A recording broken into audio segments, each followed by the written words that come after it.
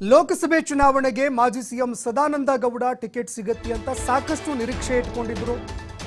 ಕೊನೆಗೂ ಸದಾನಂದ ಗೌಡರಿಗೆ ಟಿಕೆಟ್ ಕೂಡ ಕೈತಪ್ಪೋಯಿತು. ಈ ನಡುವೆ ಅಸಮಾಧಾನಗೊಂಡಿರುವಂತಹ ಮಾಜಿ ಸಿಎಂ ಅವರ ಮುಂದಿನ ನಡೆ ಏನು ಅನ್ನುವಂತಹ ಪ್ರಶ್ನೆ ಎದುರಾಗ್ತಾ ಇದೆ. ರಾಜಕೀಯ ಜೀವನದಿಂದ ನಿವೃತ್ತಿ ಆಗ್ತಾರಾ ಅಥವಾ ಬೇರೆ ಏನಾದರೂ ನಡೆಯನ್ನ ಅನುಸರಿಸ್ತಾರಾ ಅನ್ನುವಂತಹ ಅನುಮಾನ ಮೂಡ್ತಾ ಇದೆ.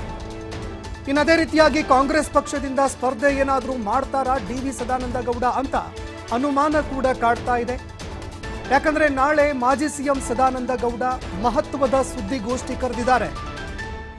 ನಾಳೆ ಬೆಳಗ್ಗೆ 10:30ಕ್ಕೆ ತಮ್ಮ ನಿವಾಸದಲ್ಲಿ ಸದಾನಂದ ಗೌಡ ಅವರು ಸುದ್ದಿಗೋಷ್ಠಿ ಕರೆದಿದ್ದಾರೆ. ಸುದ್ದಿಗೋಷ್ಠಿಯಲ್ಲಿ ತಮ್ಮ ಮುಂದಿನ ನಡೆ ಏನು, ತಮ್ಮ ರಾಜಕೀಯ ಭವಿಷ್ಯ ಏನು, ಈ ವಿಷಯಕ್ಕೆ ಸಂಬಂಧಪಟ್ಟಂತೆ ಡಿ.ವಿ. ಸದಾನಂದ ಗೌಡ ಅವರು ಮಾತನಾಡಲಿದ್ದಾರೆ.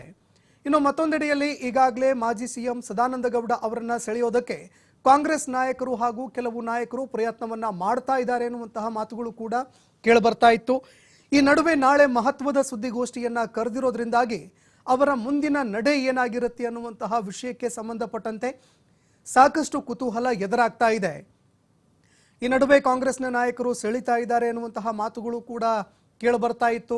ಮತ್ತೊಂದೆಡೆಯಲ್ಲಿ ಸದಾನಂದ ಗೌಡರು ಕೂಡ ನಾನು ಸ್ಪರ್ಧೆ ಮಾಡಿಯೇ ಮಾಡ್ತೀನಿ, ಕೊನೆಯ ಅವಕಾಶ ಕೊಡಬೇಕು, ಇದು ನನ್ನ ಬೇಡಿಕೆಯಲ್ಲ, ನಮ್ಮ ಕಾರ್ಯಕರ್ತರು ಸ್ಥಳೀಯ ನಾಯಕರು ಯಾರಿದ್ದಾರೆ ಅವರ ಬೇಡಿಕೆ ಎನ್ನುವಂತಹ ಬೇಡಿಕೆಯನ್ನ ಕೂಡ ಇಟ್ಟಿದ್ರು.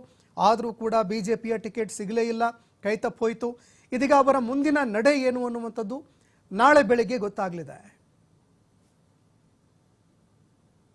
ಒಂದು ದಿನ ಪೂರ್ತಿಯಾಗಿ ನನ್ನ ಕುಟುಂಬದವರ ಜೊತೆ ಅಭಿಮಾನಿಗಳ ಜೊತೆ ಇದ್ದುಕೊಂಡು ಆಮೇಲೆ ಪೂರ್ತಿ ನಿಶ್ಚಯಗಳನ್ನು ಮಾಡಿ ಮತ್ತೆ ನಿಮ್ಮ ಮುಂದೆ ಬರುವಂಥ ಪ್ರಯತ್ನಗಳನ್ನು ಮಾಡ್ತೇನೆ. ನಮ್ಮ ನಿರ್ಧಾರಗಳು ಏನುಂಟು ಅದನ್ನು ನಾನು ನನ್ನ ಮನೆಯವರ ಜೊತೆ ನಾನು ಚರ್ಚೆ ಮಾಡಬೇಕು. ನನಗೆ ಒಂದು ಕಾನ್ಷಿಯಸ್ನೆಸ್, ಇನ್ನೊಂದು ನನ್ನ ಮನೆಯವರು, ಅವರನ್ನೆಲ್ಲ ಕೇಳಿಕೊಂಡು ನಾನು ನಿಶ್ಚಯ ಮಾಡಬೇಕಾಗಿದೆ. ಒಂದು ದಿನ ಪೂರ್ತಿಯಾಗಿ ನನ್ನ ಕುಟುಂಬದವರ ಜೊತೆ ಅಭಿಮಾನಿಗಳ ಜೊತೆ ಇದ್ದುಕೊಂಡು ಆಮೇಲೆ ಪೂರ್ತಿ ನಿಶ್ಚಯಗಳನ್ನು ಮಾಡಿ ಮತ್ತೆ ನಿಮ್ಮ ಮುಂದೆ ಬರುವಂಥ ಪ್ರಯತ್ನಗಳನ್ನು ಮಾಡ್ತೇನೆ. ನಮ್ಮ ನಿರ್ಧಾರಗಳು ಏನುಂಟು ಅದನ್ನು ನಾನು ನನ್ನ ಮನೆಯವರ ಜೊತೆ ನಾನು ಚರ್ಚೆ ಮಾಡಬೇಕು.